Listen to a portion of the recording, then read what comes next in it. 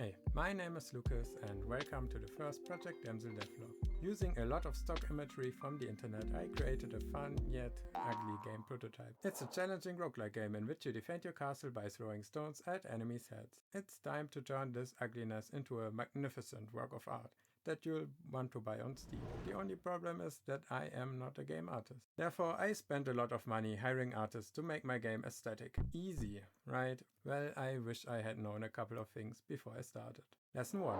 I need a plan. My first idea was to just order some custom game art for my main character. After some searching on Fiverr, I came across an offer by Dara90 for a character design and 3 animations, which cost me $70. I provided screenshots and reference pictures on what the damsel should look like to her. I must say it was a joy to work with her on this piece of art. The result looked super nice, but there are 2 issues that are entirely my fault.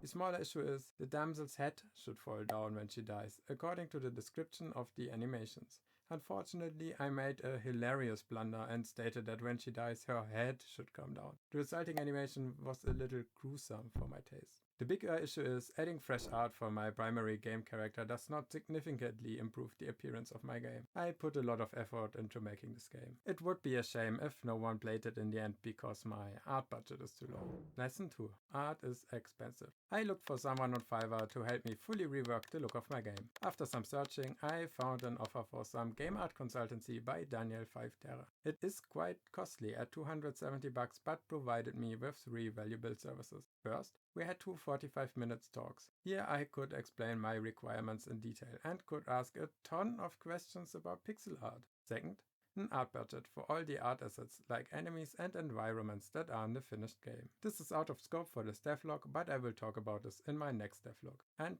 the third and most important service, a mockup and mood table for my finished game. The art style of the mockup is radically different. It's a lot easier and cleaner and everything just works. There are so many changes that improve the visuals of the game. There is more space at the top, so the player character can have more space for animations and feels less claustrophobic. He also added a vignette effect to the mockup, as well as a shadow on top of the screen, which really helps to convey the game's mood.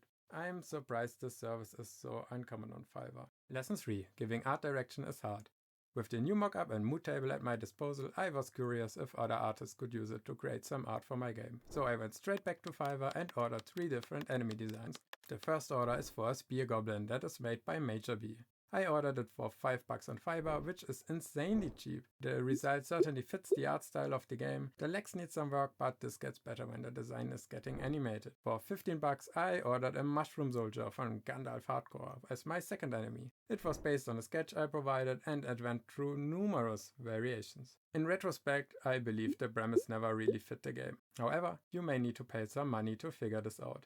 The third order was from Lorik for a necromancer boss enemy. The artist fulfilled all my requirements. I wanted to test their style because I thought that it could work for a simple boss enemy. Unfortunately, it is not a perfect fit for my game. In conclusion, although a good mockup for the game does not guarantee that every game art asset I order with it would match my game, the mockup did assist me in determining whether anything will work in the game. I hope to see you in the future episode which talks about my game art budget and how to save money while making a game.